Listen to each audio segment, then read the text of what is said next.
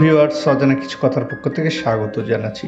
কোন নদীকে তেলের নদী বলা হয় আজকে তোমাদেরকে জানাবো। আফ্রিকার নাইজার নদীকে তেলের নদী বলা হয়। একসময় এই নদীটিতে পাম তেল উৎপাদনের জন্য বিখ্যাত ছিল এবং এই অঞ্চলের পাম তেল প্রচুর পরিমাণে পাওয়া যেত। যদিও বর্তমানে নাইজার নদীতে তেল পেট্রোলিয়াম উত্তোলন করা হয় এখন, তবুও তেলের নদীর নামটি মূলত পাম তেলের কারণে এসেছে। নাইজার নদীর পশ্চিম আফ্রিকার একটি গুরুত্বপূর্ণ নদী।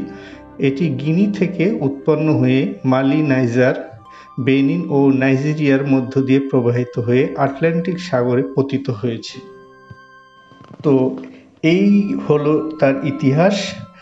পশ্চিম আফ্রিকার প্রধান নদী, যা প্রায় ৪১৮০ কিলোমিটার ও ২৬০০ বর্গমাইল বিস্তৃত।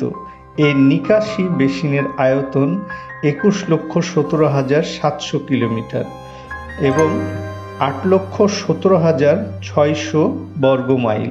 এর উৎস সিয়েরা লিওন সীমান্তের কাছে দক্ষিণ পূর্ব গিনির পার্বত্য অঞ্চলে। ইতিহাসটি আমি তোমাদের সামনে তুলে ধরলাম। আমার এই চ্যানেলের উদ্দেশ্যই অজানা কিছু কথা তোমাদেরকে সামনে তুলে ধরা। তো আমার ভিডিওটি যদি ভালো লাগে তাহলে আমার চ্যানেলটি একটু সাবস্ক্রাইব করে পাশে থাকবে। ধন্যবাদ।